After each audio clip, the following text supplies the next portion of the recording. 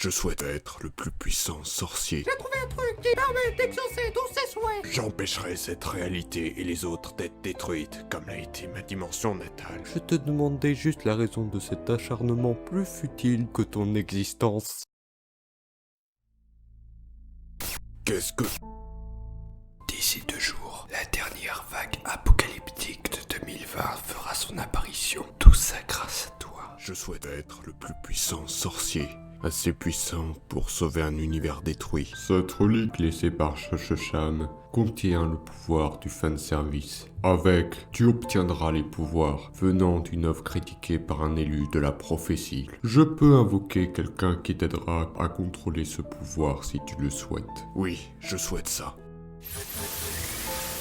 Voici Ashley. Ce démon que tu as souhaité invoquer n'est autre qu'Eraser. C'est elle qui avait activé les vagues apocalyptiques. Je ne voulais pas ça. Je voulais juste sauver mon monde. Et en faisant cela, tu en as détruit un autre. J'adore cette ironie du sort. Mais je vais te donner un indice sur comment empêcher ça. Et c'est pourquoi tu dois faire une critique de Steingate. Si tu veux que je fasse une critique de Steingate, t'es pas obligé de me raconter une histoire aussi farfelue, tu sais.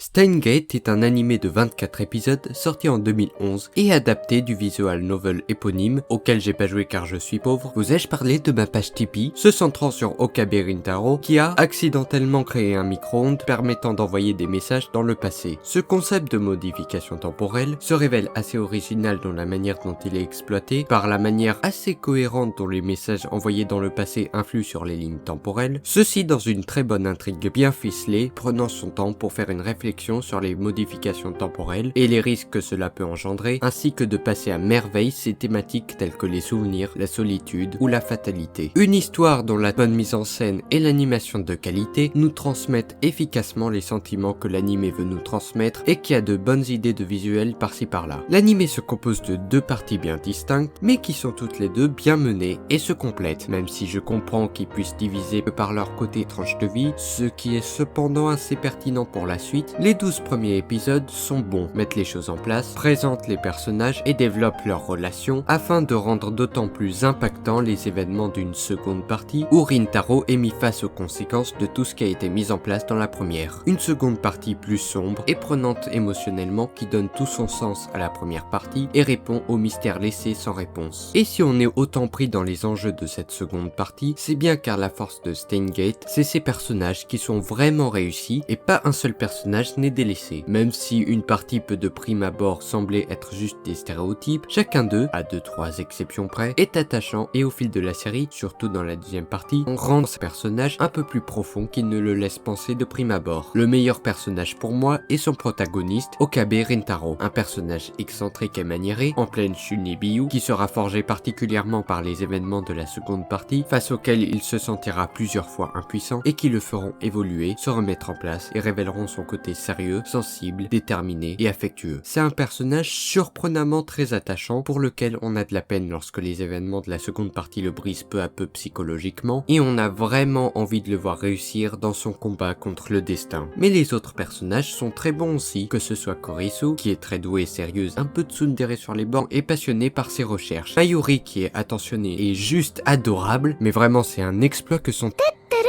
ne m'est à aucun moment agacé.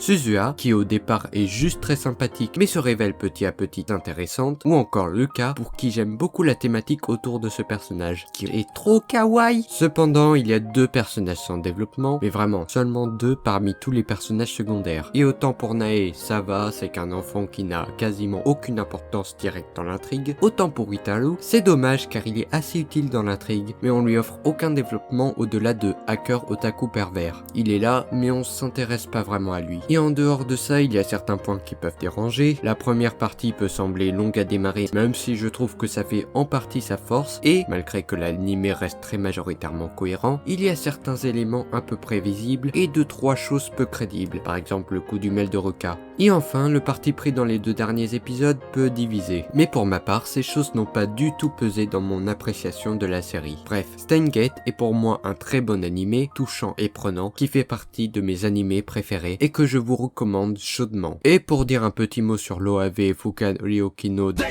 celui-ci est sympathique sans plus. Il apporte pas grand chose à l'univers de Steins Gate, mais se regarde, traite de thèmes de l'anime ou proche de ceux-ci comme l'oubli et le traumatisme, et a quelques moments d'émotion qui marchent.